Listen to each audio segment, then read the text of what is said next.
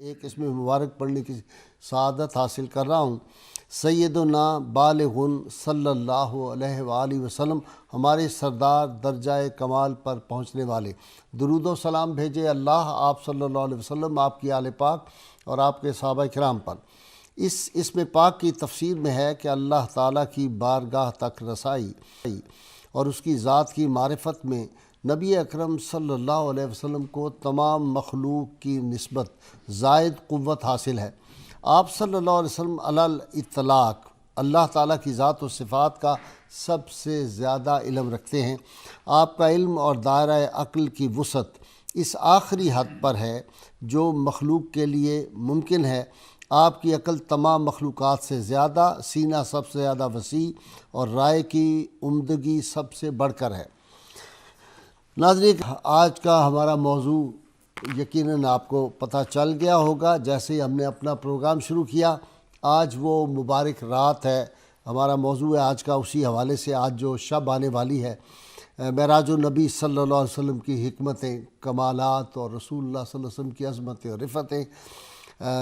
ناظرین کرام، رسول اللہ صلی اللہ علیہ وسلم کو اللہ تعالیٰ نے اپنے محبوب کو سارے انبیاء سے بڑھ کے معجزات عطا فرمائے، اور پھر ایک معجزہ جو ہے وہ قرآن حکیم سب سے بڑا رسول اللہ صلی اللہ علیہ وسلم کے معجزات میں سے معجزہ ہے، اور قرآن حکیم کے بعد سب سے بڑا معجزہ جو ہے یہ معراج مصطفیٰ صلی اللہ علیہ وسلم ہے۔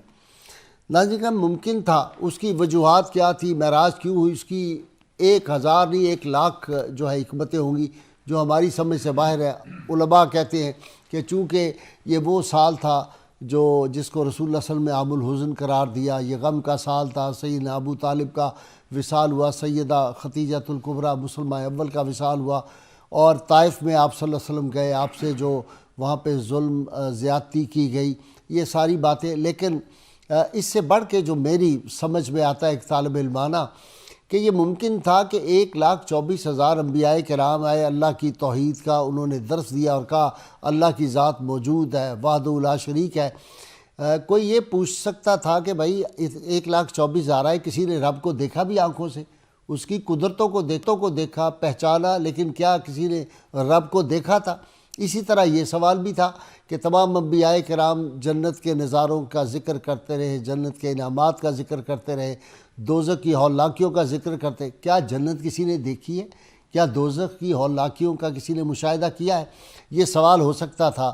تو ختم نبوت پہ یہ بھی بہت بڑی دلیل ہے کہ اللہ کریم نے اپنے محبوب پاک صلی اللہ علیہ وسلم ایک ایسی ہستی کو اپنی ذات کا دیدار کرایا کہ جن کے بدترین دشمن جو تھے وہ بھی ان کو صادق و امین کہتے تھے، کوئی ان کو غلط نہیں کہہ سکتا تھا، جن سے کوئی غلط بیانی جو ہے وہ منسوب نہیں ہو سکتی۔ یہ جو آج کا کوئی جاہل ملا اٹھتے ہیں اور وہ کہتے ہیں امکان خطا ہو سکتا ہے فلاں، اللہ تعالیٰ نے تو اپنا شاہکار جو تھا کائنات کو، اپنا شاہکار اپنا محبوب صلی اللہ علیہ وسلم عطا کر دیے، اور یہ ماڈل فار ہیومینٹی یہ ذات پاک تھی۔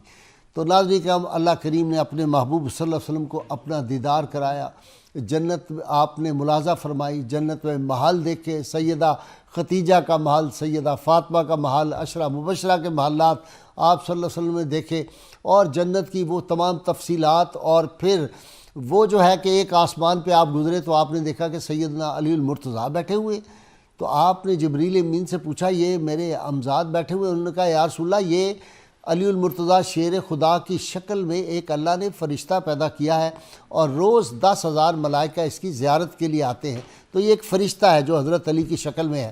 اب یہاں یہ بھی غلط فہمی نہ ہو جائے، بعض لوگ جہالت کی بنیاد پہ کہتے ہیں کہ رسول اللہ صلی اللہ علیہ وسلم گئے تو انہوں نے اللہ کو نہیں دیکھا، حضرت علی کو دیکھا تھا، اور حضرت علی جو تھے انہی کی رسول اللہ کو زیارت ہوئی تھی۔ اس طرح کی باتیں جو ہے یہ گمراہی کا باتیں ہیں۔ اللہ کریم کی ذات کا دیدار الہی جو ہے وہ سارے انبیاء میں سے رسول اللہ صلی اللہ علیہ وسلم کو، اگرچہ 34 مرتبہ آپ صلی اللہ علیہ وسلم کو معراج ہوئی، لیکن یہ جو جاگتے میں ایک معراج ہوئی ہے، 33 معراجیں۔ اور اس لیے ایک بات اور کا میں عرض کر دوں، شیخ اکبر محی الدین ابن عربی نے بڑی خوبصورت بات لکھی۔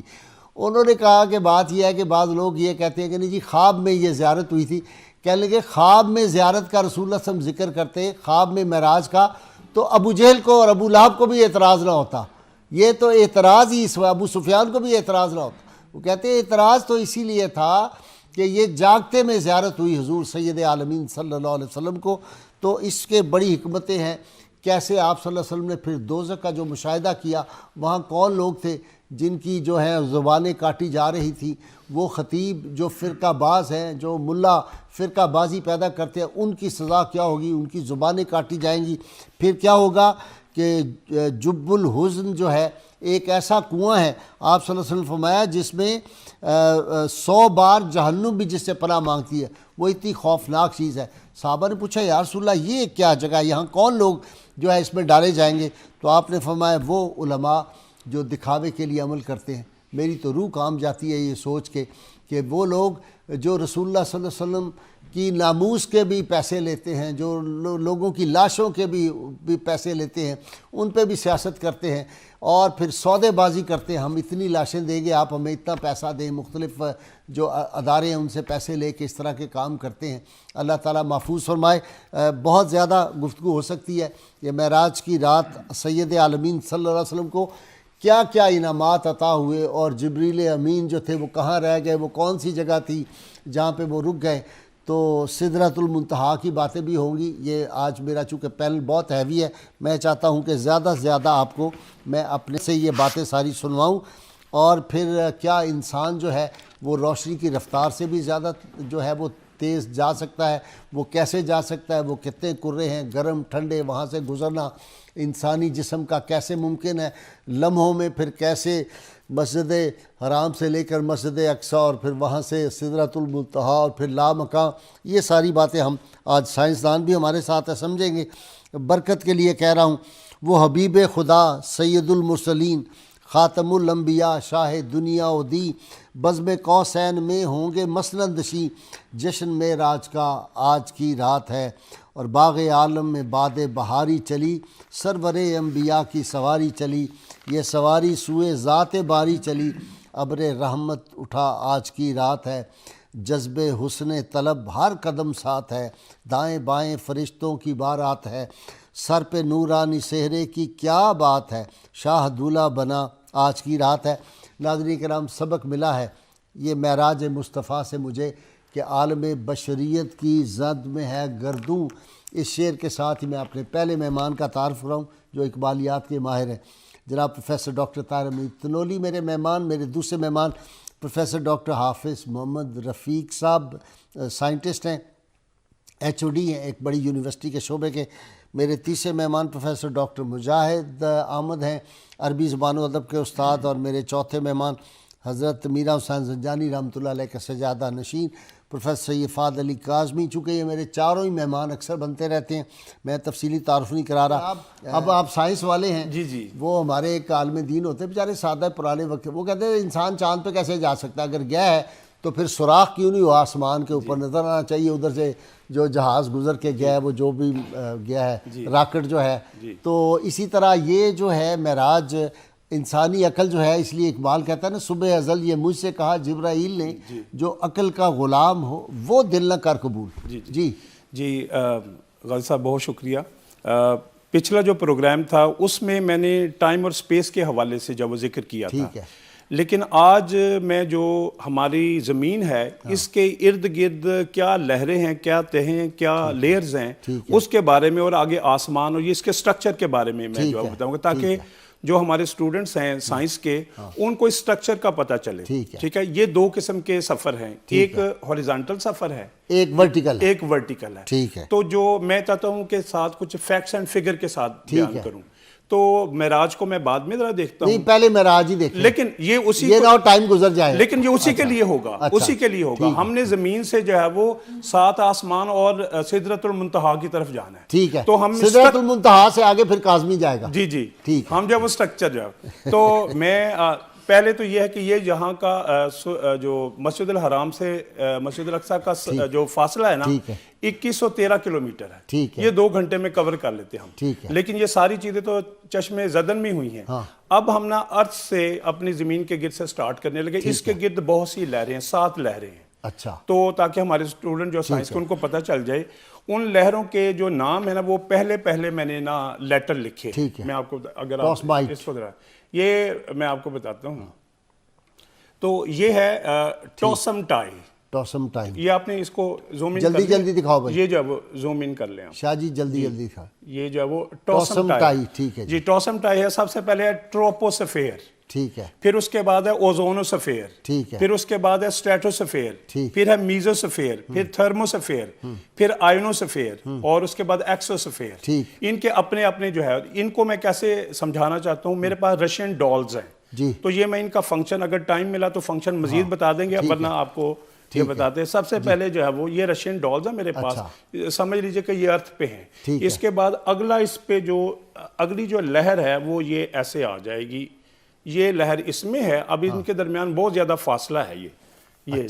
پھر اس کے بعد اگلی جو ہے وہ یہ ابھی ہم زمین کے ارد گرد ہی ہیں, جو میں نے ساتھ لہریں ہیں ابھی اوپر نہیں گئے. جی ابھی زمین کے گرد ہی ہیں. میں آپ کو بتاتا ہوں کہ یہ جو ہے وہ یہ ہے. پھر اس کے بعد جو ہے وہ اس طرح سے اگلی لہر آ جائے گی اس طرح سے. ٹھیک ہے. تو اس کے بعد جو ہے وہ اگلی لہر آ جائے گی. یہ دیکھیں, یہ جو ہے وہ یہ کیونکہ سائنس کے سٹوڈنٹس کو ہم نے کانسیپٹ دینا ہوتا ہے, تو جب تک کوئی چیز ڈیمونسٹریٹ نہ کرے سمجھ نہیں آتی. بالکل ٹھیک. تو آپ کو انشاءاللہ آج کے بعد یہ سارا سٹرکچر سمجھ میں آ جائے گا انشاءاللہ. اس کے بعد جو ہے وہ اگلی جو ہے وہ یہ لہر آ گئی جو میں نے 7 گنی ہے. جی ٹھیک. تو اس طرح سے جو ہے وہ یہ ہو گئی. اور لاسٹ میں جو ہے وہ جو آخری والی ہے جو ایکسوسفیئر ہے وہ اس طرح سے ہے. آپ کو اب پچھلی نہیں نظر آ رہی, جو اوپر ہے اس کو یہ نظر آ رہی ہے, جو نیچے اس کو یہ نظر نہیں آ رہی. یہ اس طرح سے ہے. یہ ڈاکٹر طاہر میر طلولی ہے گھڑی میں, وہ گھڑی کیا کہتے ہیں وہ جس میں پانی ہوتا ہے, اس میں سراہی میں بیٹھا ہوا ہے. جی. تو اس طرح سے یہ لہریں سے پھر یہ صرف ارتھ کے گرد ہیں. جیسے مختلف اللہ تعالیٰ نے ان کے مختلف فنکشن رکھے ہوئے. ٹھیک ٹھیک. تو یہ جو ہے وہ آپ یہ دیکھیں کہ یہ جو میں نے یہاں سے فاصلہ طے کیا, یہ 10,000 کلومیٹر فاصلہ میں نے طے کیا ہے. ٹھیک.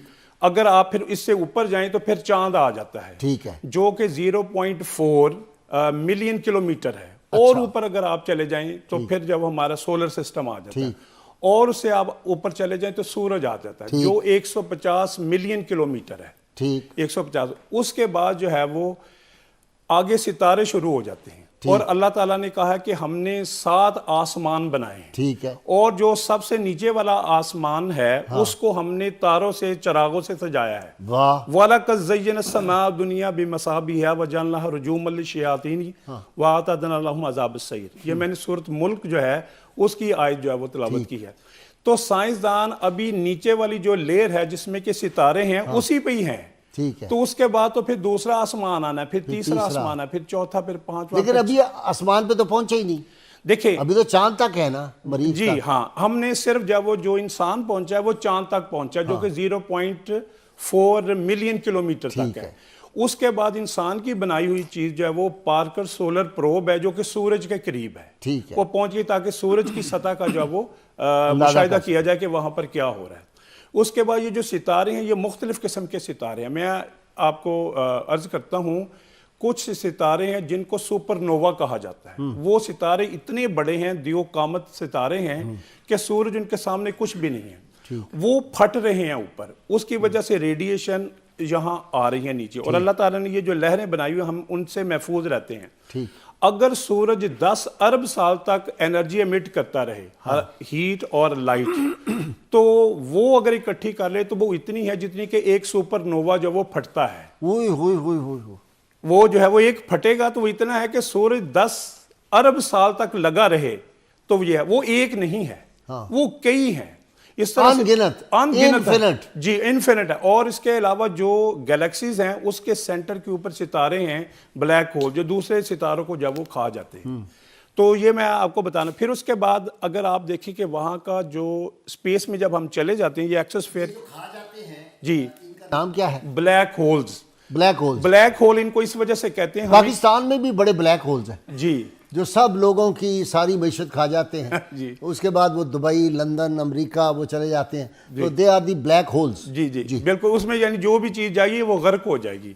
تو وہ اس وجہ سے بلیک ہول ان کو کہتے ہیں کہ وہ روشنی ایمٹ نہیں کرتے, تو وہ بلیک ہی ہمیں نظر جو ہے وہ نہیں آتے.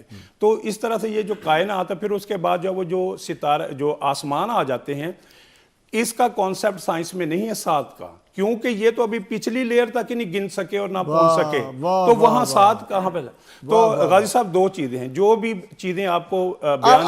اب ڈاکٹر صاحب یہ بتائیں، جی لوگ کہتے ہیں کہ کرے ہیں، گرم ہیں، ٹھنڈے ہیں، فلاں، ان میں سے رسول اللہ صلی اللہ علیہ وسلم گزر کے کیسے چلے گئے، یہ ذرا سمجھا دیں۔ لامکان تک، سدرۃ المنتہا تک فی الحال لے چلیں، آگے تو جو ہے وہ کاظمی صاحب کا شعبہ آ جائے گا۔ جی اب آپ دیکھیں کہ اگر تو آپ نے عقل کے ذریعے سے جانا ہے تو پھر یہ ناممکن ہے۔ مثال کے طور پر میں آپ کو بتاتا ہوں، چھوٹی سی اگزامپل ہے، آپ پانی کو جو ہے وہ بوائل کریں تو اس کا ایک ٹیمپریچر ہے، لیکن اگر آپ اس کو پہاڑ کے اوپر لے جائیں تو وہ جلدی بوائل ہو جائے گا، کیونکہ ایٹماسفیئر پریشر کم ہو جاتا ہے۔ جتنا آپ اوپر جاتے جائیں گے ایٹماسفیئر پریشر کم ہو جائے گا، اور کم ہو جائے گا، اوپر جا کے تو بالکل ایٹماسفیئر نہیں رہے گے، آپ کا جو بلڈ ہے وہ خود بخود ہی بوائل کر جائے گا۔ اچھا، آپ باڈی کے اندر جو پانی ہے وہ خود بخود ابلنے لگ جائے گا، کیونکہ اوپر ایٹماسفیئرک پریشر نہیں ہے، جتنا ایٹماسفیئر... تو یہ جو چاند پہ جاتے ہیں تو پھر ان کا کیا ہوتا ہے؟ ہاں، اس کے لیے یہ ہے کہ یہ ساری وہ چیزیں ہیں کہ جس کا انسانی جان کو خطرہ ہے، اس کا مطلب ہے ہمیں پروٹیکٹ کرنا پڑے گا۔ اچھا، اب میں آپ کو بتاتا ہوں، عقل نے تو کوئی نہیں پہنچ سکنا، تو بس ایک آیت کے بعد جو ہے وہ اگر دوبارہ ٹائم آئے گا تو پھر آگے سبحان الذی اسری بعبدہ لیلا من المسجد الحرام الی المسجد الاقصی۔ اللہ تعالیٰ نے اس میں بیان کیسے کیا ہے رب کی ذات نے کہ عقل کو تو سمجھ نہیں آ سکتی، یہ جو کرے بنائے ہیں، کائنات بنائی ہے، 7 آسمان بنائے ہیں، یونیورس بنائی ہے، یہ کس نے بنائی ہے؟ اللہ تعالیٰ کی ذات نے۔ اللہ تعالیٰ کہ وہی لے گیا ہے، وہی لے گیا، کہ کوئی اور نہیں کہا، یہ نہیں کہا کہ محمد صلی اللہ علیہ وسلم خود گئے ہیں، لے گئے، وہ ذات لے گئی ہے۔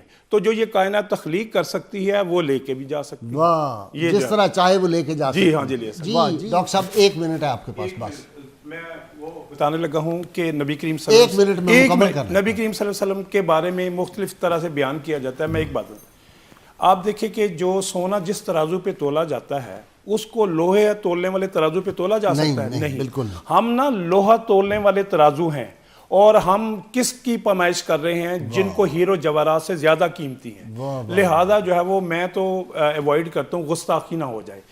آپ اپنی طرف سے ان کا مرتبہ نہ دیکھیں، رب کی طرف سے ان کا مرتبہ دیکھیں، جو ذات قرباں ان بپیش مصطفیٰ، یہ ہے جو ذات ان پہ جو ہے وہ درود بھیجتی ہے۔ بہت شکریہ آپ کا۔